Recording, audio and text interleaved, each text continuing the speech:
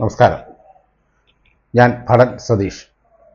ഞാൻ പറയുന്ന കാര്യങ്ങൾ ദയവായിട്ട് കേൾക്കുകയും അത് ഇഷ്ടപ്പെട്ടെങ്കിൽ നിങ്ങൾക്ക് ഇത് സത്യസന്ധമായിട്ടുള്ള കാര്യമാണ്, ഇത് നല്ലൊരു കാര്യമാണ് എങ്കിൽ ഇതിന് ലൈക്ക് അടിച്ച് ഷെയർ ചെയ്യുകയും വേണ്ടപ്പെട്ട അധികാരികളിലെല്ലാം എത്തുകയും നാളെ എന്നെപ്പോലെ ഒരു മദ്രാസ് റെജിമെൻറ്റ് ഒരു വാർ ഡിസ്ട്രിബ്യൂട്ട് വിമുക്ത ഭടന് ഉണ്ടായ ഈ ദുരാനുഭവം ഒരിക്കലും ഭൂമിയിൽ ഒരു ജീവിക്കും ജീവജാലങ്ങൾക്കും ഉണ്ടാകാൻ പാടില്ല എന്നൊറ്റ ഒരു ഉദ്ദേശത്തോടു കൂടിയാണ് ഞാൻ ഈ വീഡിയോ ഇടുന്നത്. അപ്പോൾ ഞാൻ ഈ പറഞ്ഞു വന്നത് എന്നെ ഈ 4 വർഷം 2018 തൊട്ട് കൂട്ടാം ഈ തെറ്റിദ്ധാരണയുടെ പുറത്തും ഇവർ വ്യാജ റിപ്പോർട്ടുകളും കൊണ്ട് എൻ്റെ വാ പൊത്തിച്ചും സമൂഹത്തിൽ എന്നെയും കുടുംബത്തെ എല്ലാവരെയും അപമാനിച്ചുമാണ് പാങ്ങോട് മിലിറ്ററി ക്യാമ്പ് അധികാരികൾ നടന്നുകൊണ്ടിരുന്നത്. അപ്പോൾ എൻ്റെ ഇതിനുള്ള വ്യക്തമായ തെളിവുകളോ ഒന്നും ഇല്ല. തെറ്റ് ചൂണ്ടിക്കാട്ടുന്നവനാണ് ഇന്ന് ശിക്ഷ അനുഭവിക്കുന്നത്. അങ്ങനെ ശിക്ഷ അനുഭവിക്കുന്ന വ്യക്തിയാണ് ഞാൻ. കാരണം കേരള സർക്കാരിൻ്റെ സ്ഥലത്ത് വന്ന് ഭരണഘടന നിയമ ലംഘനം നടത്തി ഷോപ്പ് നീക്കം ചെയ്യുക, മോഷണം നടത്തുക, പിന്നെ അകത്ത് കൊണ്ടുപോവുക, 4 കമാൻഡർ ഓപ്പൺ ചെയ്യുക, അതിൻ്റെ പേപ്പർ ഞാൻ കമാൻഡറിന് പറ്റുമോ? കേരള സർക്കാർ ഒരു സ്ഥലത്ത് അനുവദിച്ച് വെച്ചിരിക്കും. പിന്നെ ഭൂമിയിൽ ഇല്ലാതാക്കാൻ പറ്റുന്ന വ്യക്തി ആരാ? ഇതൊന്നും വെളിയിൽ വരാതിരിക്കാൻ ഞാൻ ഒരാളും എൻ്റെ കുടുംബവുമാണ്. അപ്പോൾ ഇതിനെല്ലാം എതിരെയാണ് പ്രതികരിച്ച് ഞാൻ വന്നത്. അപ്പോൾ ഇത് ഞാൻ പല സംഘടനകളും നമ്മുടെ കേരളത്തിൽ വളരെയധികം എക്സ് സർവീസ്മെൻ ലീഗുണ്ട്, പലധികം സംഘടനകളുടെ നേതാക്കൾ പലരും എല്ലാം ഉണ്ട്. പലരോടും ഞാൻ കാര്യങ്ങൾ പറയുകയും അവർ ചിലപ്പോൾ അധികാരിപരം തെറ്റിദ്ധാരണയുടെ പുറത്തായിരിക്കും. ഇപ്പോൾ ഞാൻ ഇതേ എക്സ് സർവീസ്മെൻ ലീഗിനോടും എല്ലാവരോടും ഇതൊക്കെ 100 കണക്കിന് കണ്ട സംഘടനകൾ എല്ലാ സംഘടനകളും പറയുക, വ്യക്തമായ പ്രൂഫ് ഇവർ ചെയ്ത തെറ്റുകൾ, നിയമവിരുദ്ധമായ കാര്യങ്ങൾ. ഒരു യൂണിഫോം ഇട്ട് ആ സർവീസിൽ ഇരുന്ന് പെൻഷൻ ഇപ്പം മേടിക്കുന്നതാണ് ഞാൻ. ആ ആഹാരത്തിൻ്റെ ആ ഉപ്പൂട്ടി തിന്നുന്ന ആഹാരത്തിൻ്റെ, ആ മദ്രാസ് റെജിമെൻ്റ് ആഹാരത്തിൻ്റെ പേരിൽ ഞാൻ സത്യവാങ്മൂലം പറയുകയാണ്, ഭൂമിയിൽ 2ാം ക്ലാസ്സിൽ പഠിക്കുന്ന ഒരു വ്യക്തി കൂടെ പൊറുക്കത്തില്ല ഇവരുടെ തെറ്റുകൾ. കാരണം ഇതിനെ കൂട്ടു നിൽക്കുന്നത് നമ്മുടെ തിരുവനന്തപുരം മേയറും കൂടെ. കാരണം അതുകൂടെ ഞാൻ വ്യക്തമാക്കി പറയാം.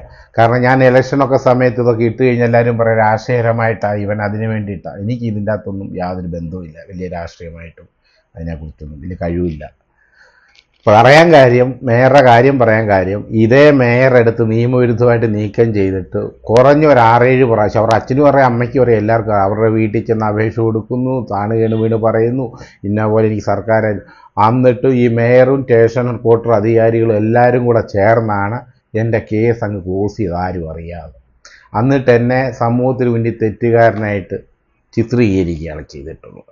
അപ്പോൾ ഇതിൻ്റെ സത്യാവസ്ഥകളെല്ലാമാണ് ഞാൻ വെളിയിൽ കൊണ്ടുവന്നത്. ഇത് കോർപ്പറേഷൻ്റെ തെറ്റും കോർപ്പറേഷൻ അധികാരികളുടെ തെറ്റും ഇത് സ്റ്റേഷൻ കൊണ്ട തെറ്റുമാണ്. ഈ തെറ്റ് ഇവരനുവദിച്ചിട്ട് ഇവർ തന്നെ നീക്കം ചെയ്തിട്ട് ഈ തെറ്റുകൾ പുറത്ത് വരാതിരിക്കാൻ എന്നെ ഭൂമിയിൽ ഇല്ലാതാക്കാനാണ് ഇവർ ശ്രമിച്ചിട്ടുള്ളത്. ഒരു ജോലി ചെയ്തോ എവിടെയും ഒരു ജോലിക്ക് സ്റ്റേഷൻ കോർട്ടിൽ എത്ര അപേക്ഷകൾ കൊടുത്തൊന്നും എല്ലായിടത്തും അർഹതയുള്ള എന്നെ ചവിട്ടിത്താക്കുകയാണ് ചെയ്തത്. ഞാനിങ്ങനെ 4 വർഷം കൊണ്ടാണ് അവിടെ ഇവിടെ അപേക്ഷകൾ എല്ലാ തെളിവുകളും എല്ലാം കൊണ്ടുവന്നു. ഇപ്പോൾ ഇവർക്കാർക്കും മിണ്ടാട്ടമില്ല. ഈ പാങ്ങോട് മിലിറ്ററി സ്റ്റേഷൻ കമാൻഡർ കൂടെ മറുപടിയില്ല, RTI പ്രകാരം കിടക്കുകയാണ് മറുപടി നൽകാത്തത്. അപ്പോൾ ഇവരെ ചെയ്യുന്ന തെറ്റുകൾ, പൊറുക്കാൻ പറ്റുന്ന തെറ്റുകളാണെങ്കിൽ ഞാൻ ഡിഫൻസ് എന്ന് പറഞ്ഞ് പുറത്തേന്. എനിക്ക് ഇവരോട് വ്യക്തിവൈരാഗ്യമോ ഒന്നുമില്ല, ഇവരെ ആക്ഷേപിക്കണമെന്നോ ഒന്നും എനിക്കില്ല. 90% ആൾക്കാർ, ഞാൻ സർവീസ് ചെയ്ത വ്യക്തിയാണ്, എൻ്റെ അകത്ത് ജവാനുണ്ട്, ഓഫീസേഴ്സ് ഉണ്ട്, എല്ലാവരും ഉണ്ട്.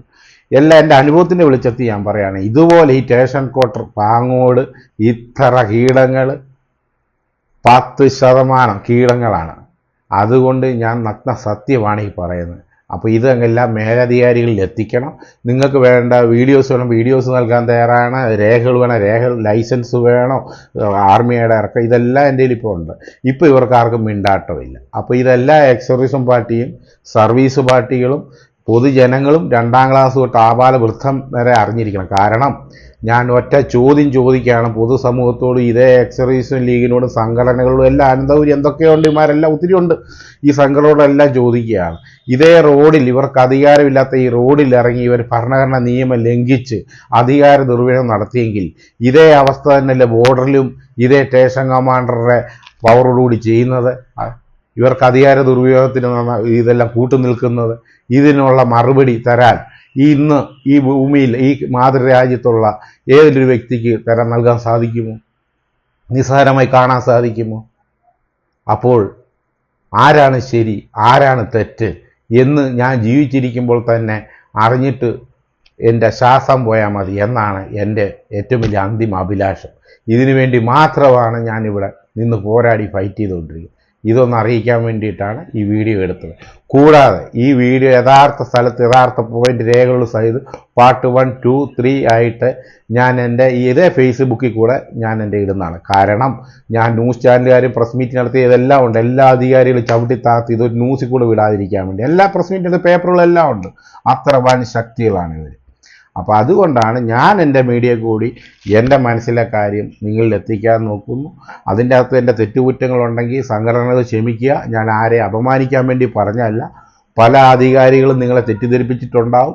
നിങ്ങൾക്ക് നേരി വന്ന് എൻ്റെ രേഖകൾ നോക്കാം. എന്തെങ്കിലും സംശയം ഉണ്ടെങ്കിൽ, എൻ്റെ തെറ്റുണ്ടെങ്കിൽ നിങ്ങൾക്ക് എന്നെ ശിക്ഷിക്കുകയും ചെയ്യാം എന്ന് ഞാൻ സത്യവാങ്മൂലം അറിയിച്ചു കൊള്ളുന്നു. നന്ദി, നമസ്കാരം.